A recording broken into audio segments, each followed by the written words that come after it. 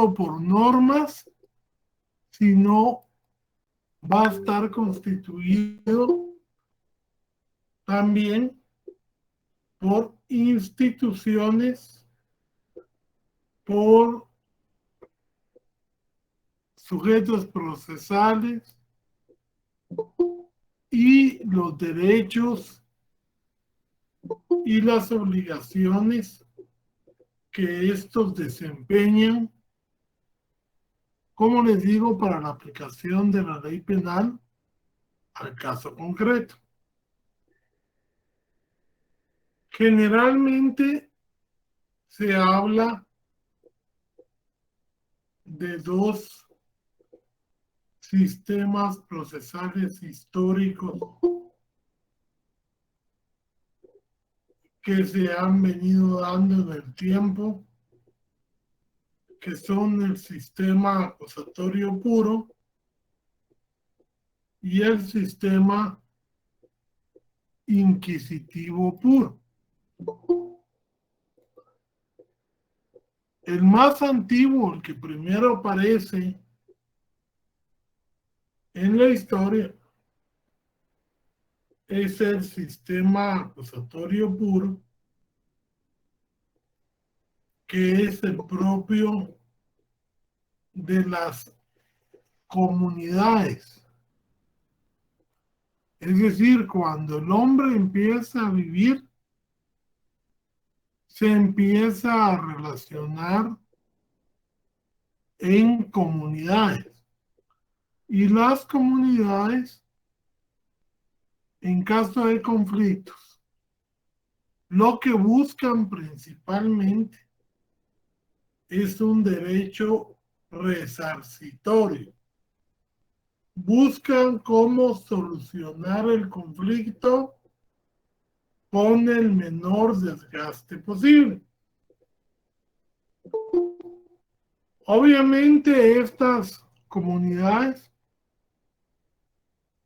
no podían dejar de estar influenciadas por el tótem, por las creencias religiosas, y eso las hacía pues marcadamente inclinadas a la búsqueda de la verdad y a la búsqueda de la justicia. Así tenemos las primigenias comunidades griegas, principalmente Atenas,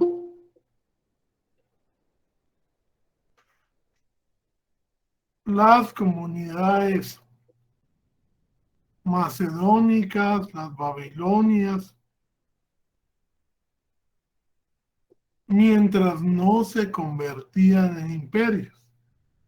Porque al convertirse en imperios, como el romano,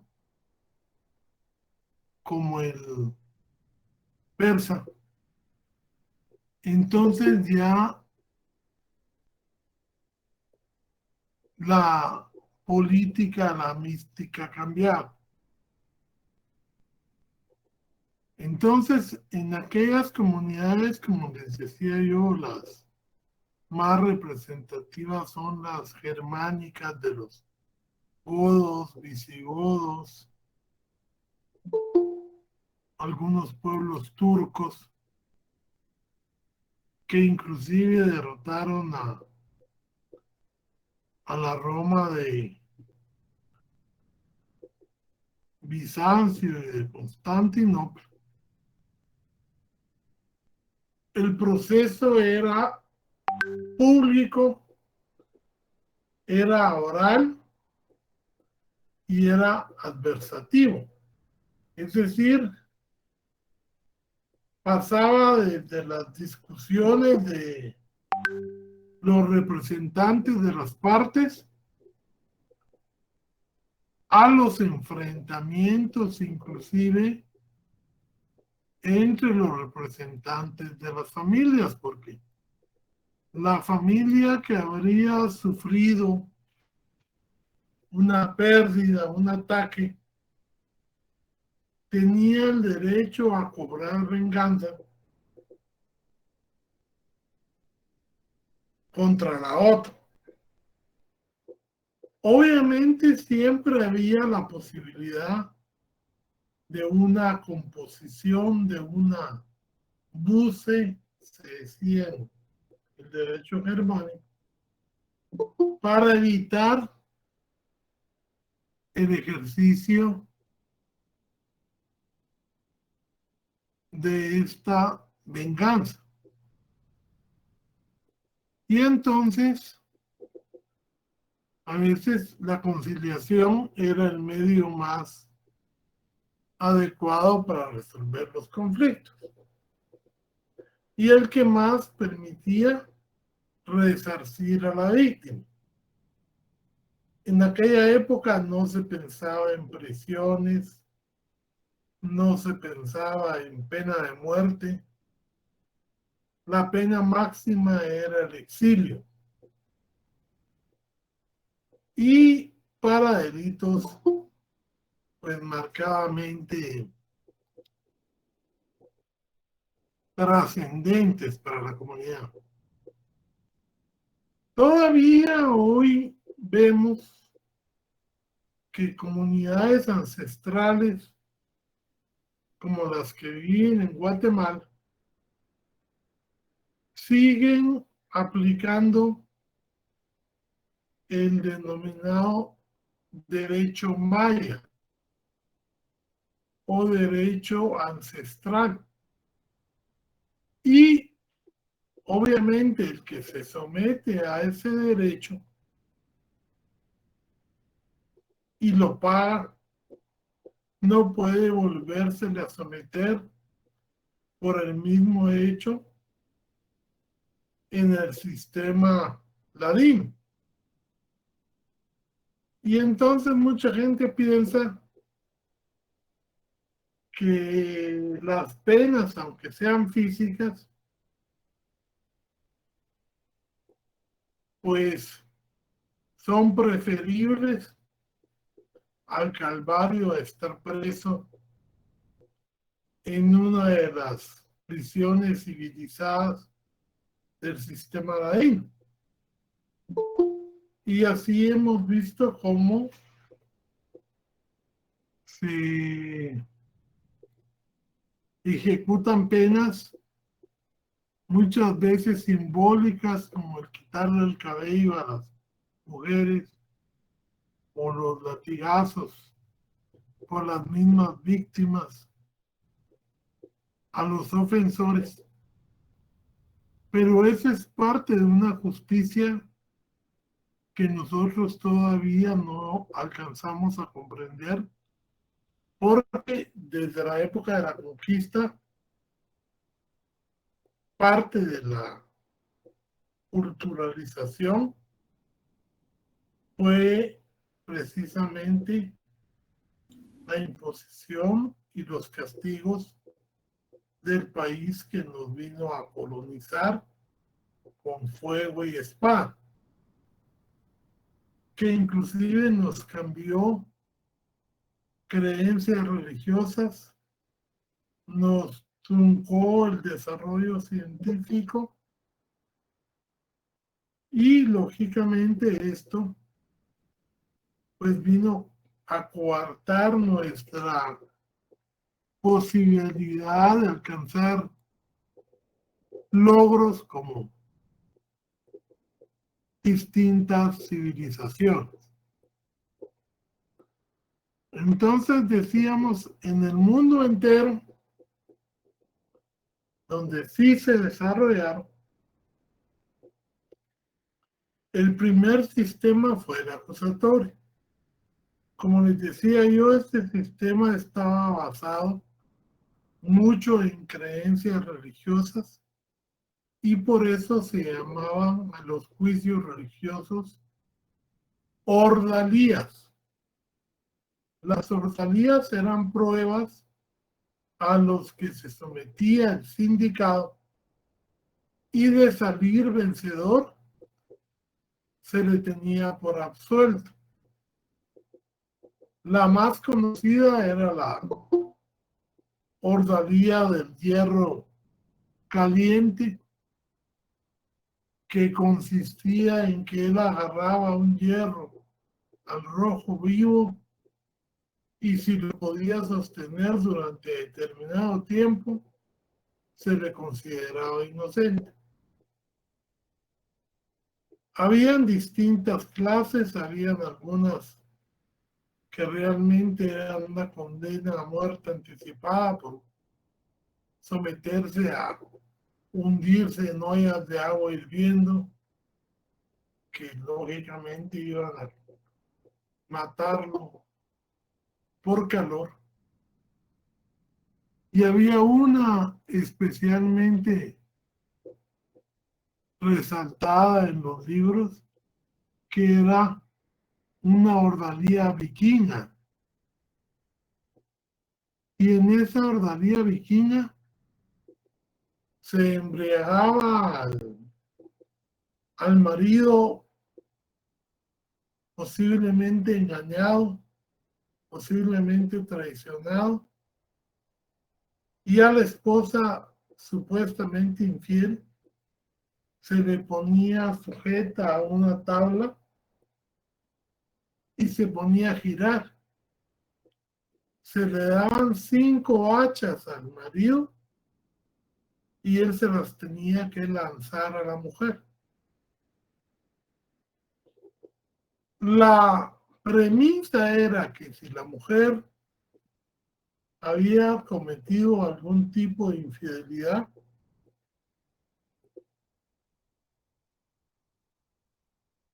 el dios de los matrimonios iba a guiar las hachas. De tal suerte que si no le pegaba ninguna, era inocente. Si le cortaba una mano, había sido un poco infiel. Y si la mataba, había sido totalmente infiel y estaba castigada su traición. De ese tipo de juicios es que yo les hablo y que se extendieron hasta ya bien entrado el Imperio Romano en esas latitudes. Porque inclusive la Iglesia Católica ya constituida acostumbraba a bendecir los hierros que se calentaban para sostenerlos y hacer el juicio comunitario. Entonces ya estamos hablando de los primeros siglos de la era cristiana. Pero ya en esta época el Imperio Romano, como estaba asentándose, y sabemos que todo imperio es verticalizado,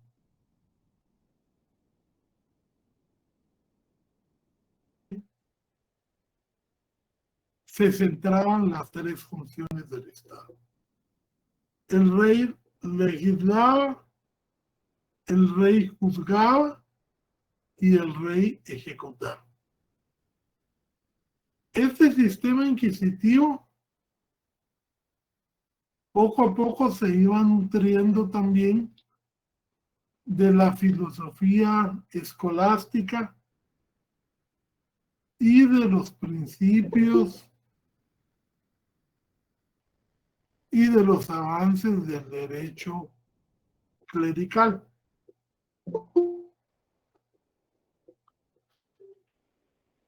De este incipiente sistema inquisitivo llegan a nosotros varios resabios e instituciones que es bueno conocer. El sistema inquisitivo, por lo mismo que estaba sujeto al rey, al emperador, pero este no podía estar presente en todo su imperio al mismo tiempo, empezó a ser una delegación para las personas que aplicaban justicia en nombre de él. O sea, empezó a haber una jerarquía jurisdiccional, que eso es algo ahorita muy usado, las distintas competencias, los distintos órganos que conocía. Primera vez. Pero todos paraban en un poder supremo que era el emperador o el rey. Como hablar ahora de la Corte Suprema o más modernamente de la Corte de Constitucionalidad.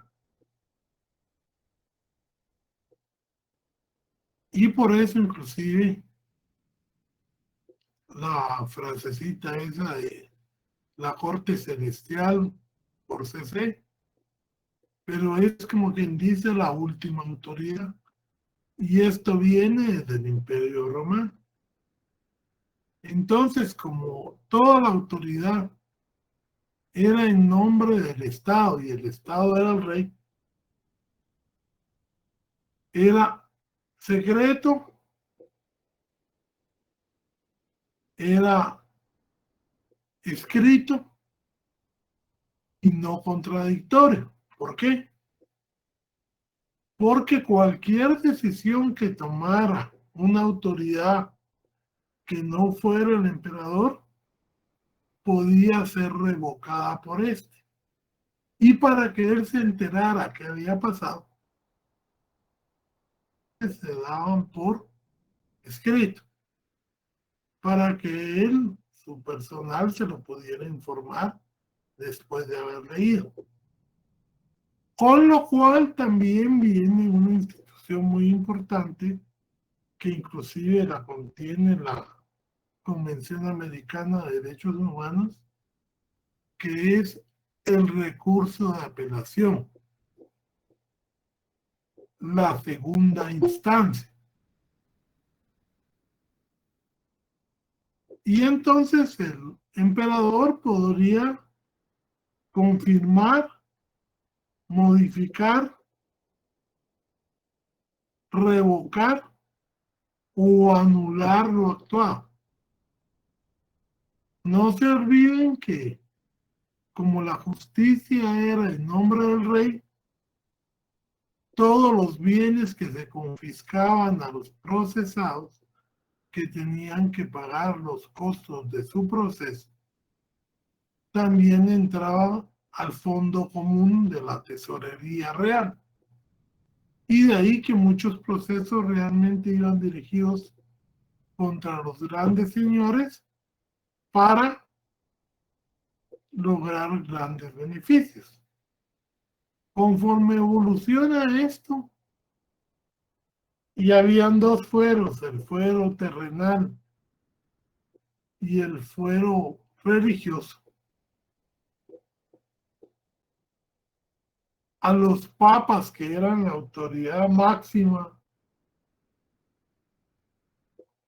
de Dios, delegados para el poder terrenal, se acuerdan inclusive que ellos tenían que autorizar los viajes de conquista, los viajes de colonización a través de las bulas papales. Empezaron a querer combatir esos peligros que se venían dando por oposiciones a sus principios de fe. Estaban los anglicanos, estaban los luterianos, estaban los calvinistas, estaba la Iglesia Ortodoxa y muchas otras sectas que ellos tildaban de heréticas. Primero intentaron las cruzadas contra los musulmanes para recuperar Tierra Santa y fueron derrotados. De ahí intentaron también un poco contra los judíos y tampoco tuvieron mucho éxito. Entonces, como se les habían acabado los herejes y los infieles, decidieron declarar como enemigo al 50% de la población, que eran las mujeres, aduciendo que las mujeres habían sido creadas residualmente de la costilla del hombre, que tenían el castigo del pecado, de la menstruación, que inclusive daba lugar a prácticas de discriminación en esos días que la mujer está pasando por esa etapa biológica natural. Y entonces el gran papel de dar vida era ignorado, y se decía inclusive que eran seres con menos fe, y por eso se llamaban féminas, feminos, y que como eran, digamos, más sensibles, eran más tendientes a fantasear, y por eso eran presa más fácil para el demonio, el enemigo. Acuérdense ustedes que en esa época ya estamos hablando del siglo XII, siglo XI, la obra de San Agustín, la ciudad de Dios, decía que habían Jesús, la Santísima Trinidad, los ángeles, los arcángeles, que era el ejército del bien, y por la otra estaba el ángel caído, Luzbel, y todos los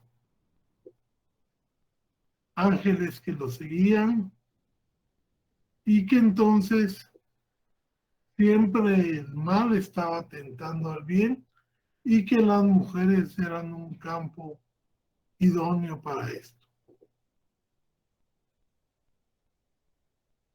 En aras de combatir ese mal, se crea, según la criminología, la primera gran obra que respalda el discurso reactivo, el martillo de las brujas, o sea, el Maleficus, que lo crearon dos autores dominicos. La orden dominica la creó el Papa y significa Dominus Canes, es decir, los perros del dominio, y estaban diseñados para acabar con todas las prácticas heréticas, con todas las brujas y con toda relación del humano con el enemigo universal, que era pues Luzbel. Con este pretexto se empezó a crear ese libro, que tenía primero definiciones de qué se entiende por brujería, qué se entiende por aquelarres, que eran los rituales para venerar al demonio, cómo intervenían las mujeres, qué poderes tenían. Después venían los delitos que cometían, y de último venían los procedimientos para conseguir la verdad. Y es que por principios básicos, la confesión es el acto máximo de contrición, que es reconocer uno los errores y los pecados que ha cometido. Entonces, hubo una bula papal que autorizó el uso de la violencia para conseguir ayudar a las pobres pecadoras a confesar sus crímenes. Y se dan toda la serie de aparatos que ustedes conocen, desde el cepo, las máquinas de estiramiento, las máquinas de aplastamiento, las cofres con clavos.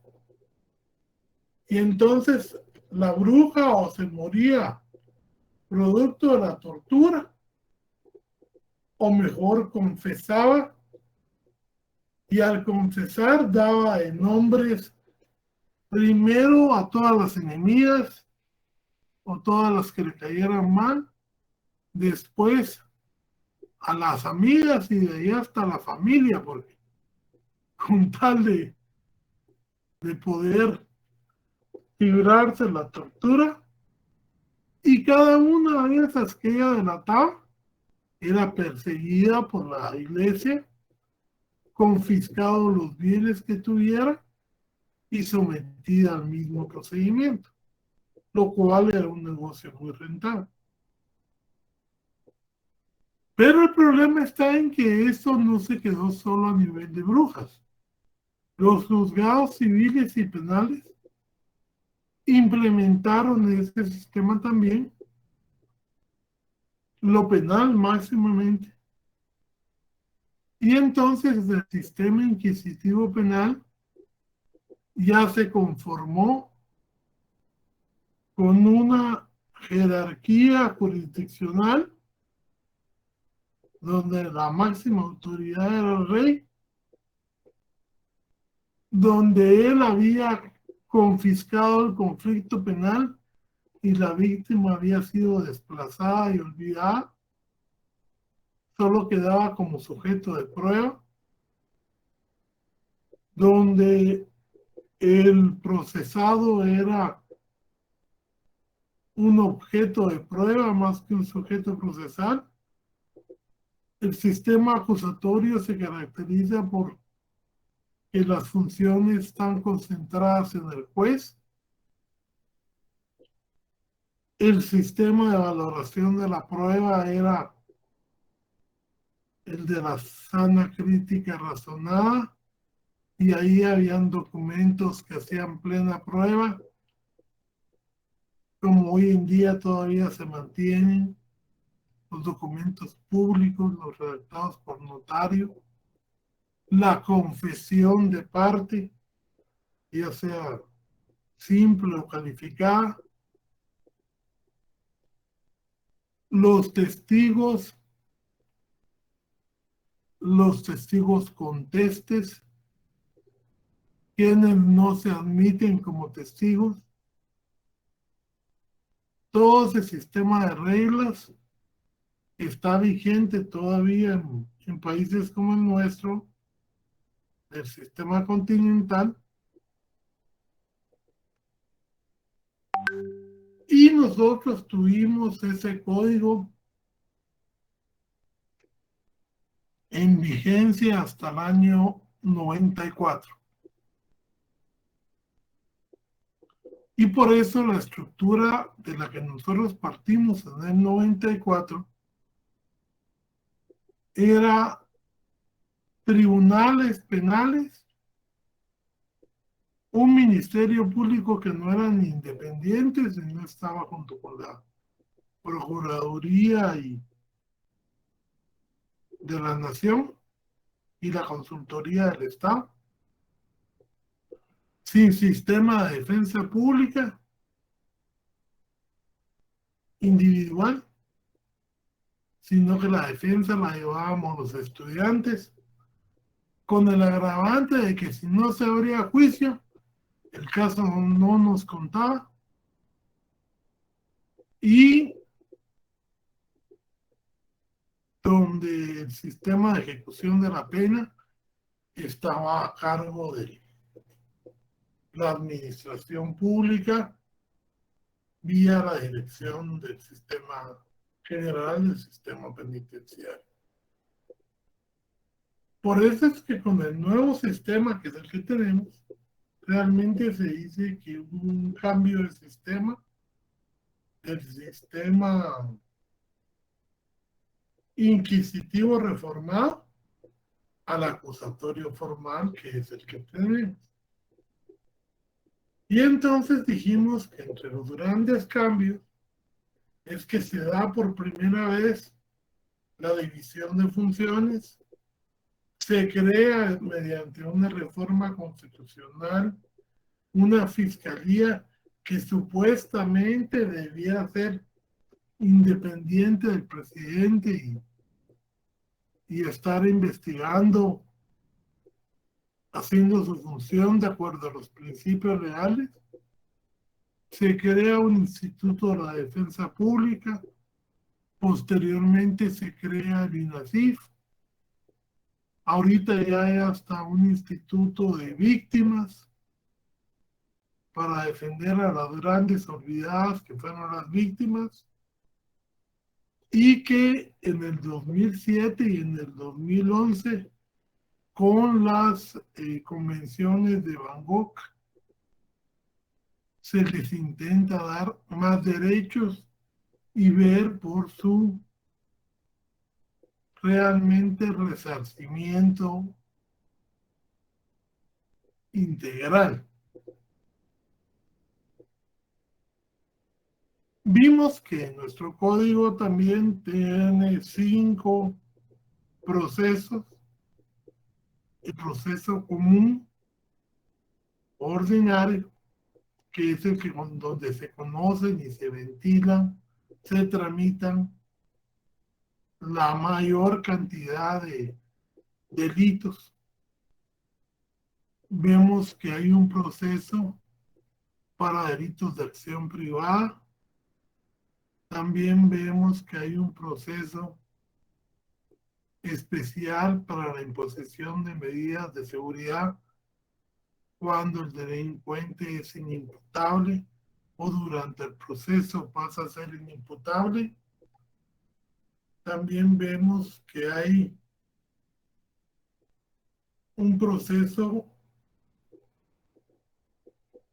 para problemas o conflictos con adolescentes transgresores de la ley penal, que tiene su ley autónoma.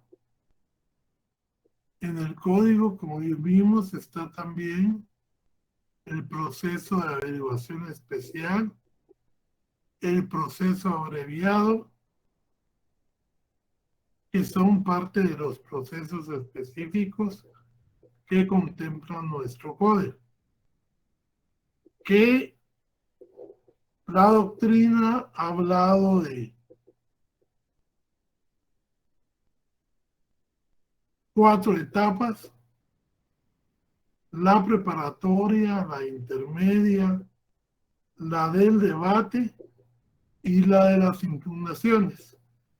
Les manifestaba yo que para mí son 3, porque las impugnaciones son de aplicación transversal en todas las etapas: preparatoria, intermedia y del debate, inclusive la de ejecución, por lo que esa etapa no es etapa, sino que es un eje transversal. Y habíamos estado platicando sobre las formas de iniciación del proceso. Dijimos que estas son la denuncia, la querella, el conocimiento de oficio, la prevención policial y el conocimiento a prevención. Cuando una persona, les decía yo, salimos de la clase, si estuviéramos físicamente, y vemos que hay un muerto de 2 balazos, y por eso es que salimos, porque vimos los balazos, y vemos que hay un sujeto que va corriendo, y algunos inclusive le toman fotos y video. Y yo le repito la pregunta.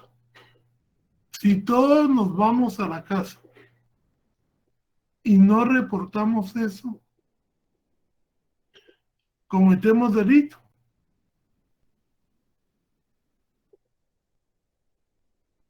Pienso que sí, licenciado. Ok, Delito de omisión, ¿va? ok. ¿Qué más?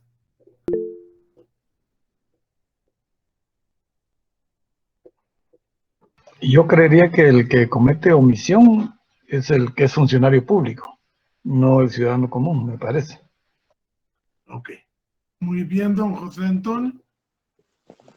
La verdad es que un país donde se hiciera obligatorio a cualquier ciudadano que tendría que poner la denuncia, estaría usando a sus ciudadanos como policías, cosa que no es obligación del ciudadano. Un ciudadano tiene el derecho de denunciar, pero no la obligación. La obligación la tienen determinadas personas que están reconocidas dentro del tipo penal de omisión que se llama omisión de denuncia y que son, a saber, aquellos funcionarios públicos que no denuncien los hechos que conozcan en función de su trabajo. Ellos tienen que denunciar. Los padres en relación a los delitos contra los hijos. Los socios o representantes de las sociedades cuando se estén cometiendo delitos contra ellas. El tutor respecto al pupilo. O sea, son personas determinadas que tienen el papel de garante. Ellos sí, si no lo hacen, cometen delito. Pero el ciudadano común, no. Tiene derecho. Y si tiene derecho, ¿cuáles son los requisitos que tiene que tener esa denuncia? Tiene que tener su nombre completo, el documento con que se identifica y un lugar para recibir notificaciones, que hoy en día por las técnicas de comunicación, además de la dirección de su residencia, podría ser su email o su teléfono para ya sea llamarlo o por WhatsApp, de acuerdo a la apertura que se va teniendo, pero sí tiene que tener esos 3 requisitos. Y además que cuente qué fue lo que él vio, qué fue lo que él oyó, o sea, qué fue lo que él percibió de ese posible hecho delictivo. ¿Ya? Eso contiene la denuncia, ustedes lo pueden leer ahí en su código. La denuncia no lo convierte a usted en un sujeto procesal. Claro, lo van a llamar para corroborarlo, porque es el primer paso de la investigación. Usted la puede poner o la puede ejercer o presentar en la Policía Nacional, directamente en el Ministerio Público o inclusive en un juzgado. Pero ¿qué va a pasar? Si usted la ejerce en un cuerpo policial, en una comisaría de la PNC, este le va a tomar su declaración, le va a dar una copia y luego lo va a remitir al Ministerio Público. Cuando la reciba el Ministerio Público, la va a calificar, la va a repartir y después lo va a llamar a usted para que la ratifique. Eso nos ha pasado a muchos cuando nos han asaltado o hemos perdido el celular o hemos perdido documentos o tarjetas, que vamos a poner la denuncia aún ignorando posiblemente quién, póngase, nos abrió el carro y nos sacó los papeles. ¿Por qué? Para evitar el mal uso que hagan con ellos. Y entonces, generalmente ese tipo de denuncias, que son la gran cantidad de personas que denuncian, pero no saben quién fue el que responsable, sino que es más por su seguridad, se van a desestimar y van a ir a un juzgado para desestimarlas y le van a notificar a usted que se decidió desestimar su denuncia y que si usted se quiere oponer, que comparezca a tal órgano jurisdiccional. Pero eso es como funciona, digamos, un alto número de las denuncias que se presentan a diario en el país. Obviamente, como les digo, ustedes no quedan sujetos al proceso y hasta ahí. Pueden hacerlo también por la querella. Y en el caso de los delitos de acción pública, cualquier persona que tenga la calidad de agraviado puede constituirse en querellante adhesivo. ¿Por qué el término adhesivo? Porque el querellante quiere decir la persona que quiere ser parte del litigio, el que se quiere querellar, es el querellante. Y entonces el querellante tiene dos posibilidades: o poner en conocimiento de la autoridad la existencia de un hecho que reviste los caracteres de delito para que sea investigado, y tiene que indicar todos los datos que sabe, cuándo se cometió, dónde se cometió, de qué manera lo conoció, quiénes pudieron estar involucrados, en fin, toda la información que tenga. Pero además tiene que manifestar su deseo de ser parte del proceso y colaborar con la persecución penal. Entonces, ya sea que él la inicie o que se adhiera a la ya iniciada por el Ministerio Público, el querellante sí tiene que cumplir con ciertos requisitos más a profundidad.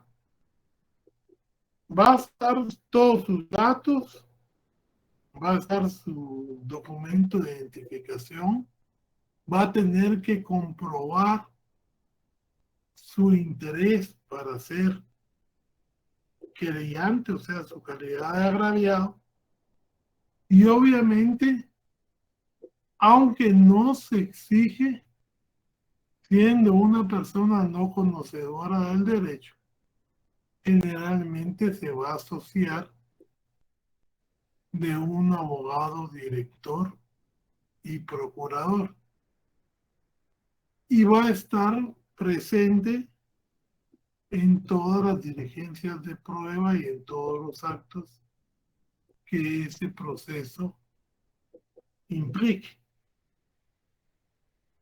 Ese es el querellante adhesivo, que obviamente si en un momento no comparece o así decide hacerlo, puede desistir de seguir participando como querellante, y si no comparece a una cita, se le puede declarar abandonada la querella. Y es provisional hasta la etapa intermedia, porque en la etapa intermedia ya es donde se definen los sujetos procesales, y entonces si comparece y prueba su calidad, ya se le puede dejar como querellante definitivo, y eso implica participar en todas las etapas previas al debate, en el debate y en la etapa de las impugnaciones. ¿Ya? Entonces ya vemos que ser querellante ya es una forma de iniciar el proceso, digamos, con una mayor profundidad. La prevención policial. A ver, Maritza Elizabeth Pérez Torres. Licenciado, buenas noches. Licenciado, con una pregunta. ¿Hay una cantidad límite para de querellantes o no? No. Lo que se hace, si son muchos, es que se les nombra un representante común, y el representante actúa por todos estos sujetos, para efectos de no complicar el proceso, pero dependiendo del tipo de delito y dependiendo del tipo de proceso que sea. ¿Ya? Pero generalmente se hace representados por y se nombra un representante común. A ver, Muchas Oscar. gracias, licenciado. Licenciado, buenas noches. Una consulta en cuanto cuando se da un querellante, es más por un tema o interés económico sobre todo. Nosotros tenemos un caso, una empresa y un particular de una moto que pues la atropellamos, él se pasó en el alto y lo atropellamos y perdió un miembro inferior, y él ahorita pues se va a actuar como querellante adhesivo, pero nosotros lo vemos más allá por un tema económico. No sé si usted me puede a grandes rasgos explicar esta parte. Muy amable, muchas gracias. Pues miren, no siempre es así, porque si el piloto de ustedes va a ser condenado por lesiones culposas, que sería ahí, la sentencia de lesiones culposas le permite a él, después de terminado el proceso penal, iniciar un proceso civil en contra del piloto y en contra de la empresa para obtener la reparación civil. O sea que él puede esperarse y no actuar en lo penal y demandar en lo civil, porque eso ya va a ser un título ejecutivo. Es Ese correcto. De título, hecho, perdón, licenciado, de hecho, pues nosotros pues tenemos a que nos representa es nuestra aseguradora eh, y cabalmente pues él ahorita está siendo querellante en contra de nuestro piloto y propiamente de la empresa, ¿verdad? A nombre de quien está el como vehículo con el que... tercero civilmente demandado. Correcto. Sí, pero no necesariamente tendría él que querellarse. Lo que pasa es que lo hace para garantizar primero, llevándolo simultáneamente, él puede establecer los daños civiles que se le están causando a título de daños y perjuicios directos e indirectos. Y entonces puede fijar una suma que tal vez es más probable que la consiga que si lo hace posteriormente, porque en el proceso penal eso no se ventiló si él no decide llevar la acción civil.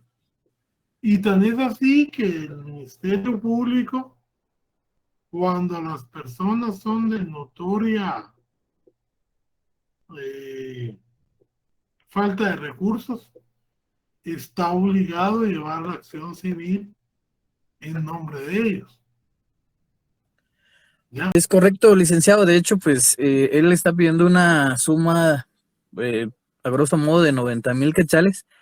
Y una última pregunta, licenciado. ¿Tienen, no sé, tienen algún beneficio este tipo de actos o accidentes en el caso de que pierda un miembro inferior, licenciado? ¿Tienen un beneficio? En su momento nos dijeron, mire, por el tipo de accidente él lleva las de ganar, o sea, él puede obtener la cierta cantidad que él está pidiendo, ¿verdad? Pero obviamente esto lo determina el juez, ¿verdad, licenciado? Sí, como le digo, si la responsabilidad por la omisión de cuidado se le atribuye a su piloto, obviamente el daño que se le causó sí debe, por lo que le decía yo de la reparación integral, debe implicar más allá de una suma, digamos, por la pérdida misma de la parte de la pierna, sino también por todo lo que eso va a implicar en la vida de él y de la familia. Y Es entonces, correcto. De hecho, digamos, lo difícil que pueda conseguir un trabajo, ¿verdad, licenciado? Son circunstancias que el seguramente las va a tratamiento, tener. ¿quién va a mantener la casa mientras? Los daños psicológicos para los hijos o para la esposa o para los parientes. Todo eso se puede conseguir mediante informes y se puede justipreciar. Entonces, sí. Y la empresa que resulta ser la responsable directa, porque es la que contrató a una persona no calificada para manejar el automotor. Claro, claro. Bueno, por último, porque mis compañeros seguramente querrán participar. En este caso, pues, según la investigación o que se hizo en el lugar de los hechos, pues él se pasó el alto, ¿verdad? Nosotros pues íbamos en la avenida y él se pasó el alto, ¿verdad? Muchas gracias, licenciado. Vaya, pues. Siempre cuando hagamos preguntas, mejor si son preguntas generales, porque yo como magistrado no puedo estar dando asesorías, porque no son ni para mí, porque yo no litigo, pero yo a veces resuelvo y entonces, si me llegara a tocar el caso, me tendría que excusar por no poderlo conocer porque ya emití opinión. Bueno, vamos a finalizar. Buenas noches, Buenas noches, Lic. Déjenme finalizar con esto y le contesto su pregunta. ¿Sí? Dentro de las formas también en que se inicia un procedimiento está la actuación de la policía, que como leímos la vez pasada con don José Antonio, es un órgano auxiliar y es el que tiene la investigación y la actuación en flagrancia. Entonces, cada vez que la policía captura a una persona en flagrancia, levanta un informe. Lo que antes se le llamaba parte policial, ahora que es un informe más técnico, que ya se genera con un modelo, se le llama prevención policial.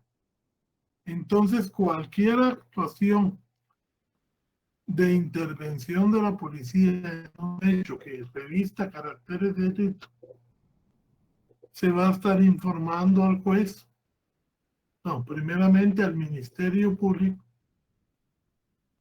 con la prevención policial.